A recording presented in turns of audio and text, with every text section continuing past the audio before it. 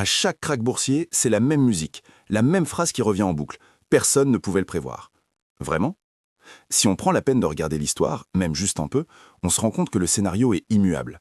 Avant chaque effondrement, il se passe toujours, et je dis bien toujours, exactement la même chose. D'abord, la phase d'euphorie. Tout va trop bien, presque trop facilement. Les marchés grimpent depuis des années, l'argent semble couler à flot, les risques, on dirait qu'ils ont disparu. Ceux qui osent douter, qui émettent une critique, sont vite catalogués comme des pessimistes, des rabat-joie qui ne comprennent rien à la nouvelle ère. C'est là qu'on entend la phrase la plus dangereuse en finance. Cette fois, c'est différent. On se persuade que l'économie a changé de paradigme, que les vieilles règles ne s'appliquent plus. C'est précisément à ce moment-là, dans cette confiance aveugle, que le poison s'installe. Les investisseurs, sans même s'en rendre compte, prennent des risques de plus en plus démesurés. Pourquoi? Parce que le voisin le fait, parce que ça monte, parce que la peur de rater le train en marche est devenue plus forte que la peur de perdre de l'argent. C'est un instinct grégaire, puissant, irrationnel. La dette gonfle, l'effet de levier est poussé à son maximum. Le système tout entier devient fragile, tendu comme un élastique. Il ne manque plus qu'une chose, l'étincelle. Et elle arrive toujours, souvent sous une forme qui semble banale. Une petite hausse des taux d'intérêt, la faillite d'une entreprise dont on parlera à peine aux infos, une statistique économique un peu décevante.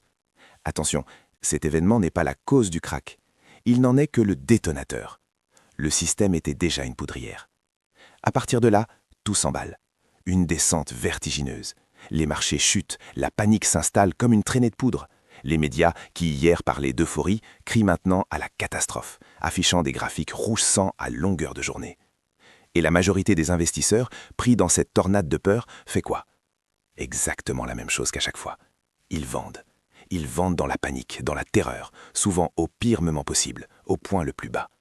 Ils matérialisent leurs pertes, jurant, la main sur le cœur, qu'on ne les y reprendra plus. L'investissement, c'est fini. Pour eux, cette fois, c'est la fin du monde. Pourtant, l'histoire nous raconte une fin différente. Après chaque krach, sans exception, il y a une phase de flottement, de stagnation, puis une reprise. Toujours. Les marchés finissent par se relever. Mais le paysage a changé. Les gagnants ne sont plus les mêmes. Ceux qui ont cédé à la panique sont sortis du jeu, souvent avec de lourdes pertes. Et ceux qui sont restés, ceux qui ont compris le cycle, ceux qui ont eu le courage d'investir quand plus personne n'osait le faire, quand le sang coulait dans les rues, ce sont eux, les nouveaux gagnants. Vous voyez, le vrai problème, ce n'est pas le krach en lui-même, c'est un phénomène naturel, un cycle. Le vrai problème, c'est notre réaction face à lui. C'est la psychologie humaine. La question n'est donc pas de savoir s'il y aura un prochain effondrement. La seule question qui vaille est « serez-vous prêt quand il arrivera ?» Si vous voulez comprendre en profondeur ces mécanismes, si vous voulez vous armer contre vos propres biais psychologiques pour ne plus faire les mêmes erreurs que la majorité, alors abonnez-vous.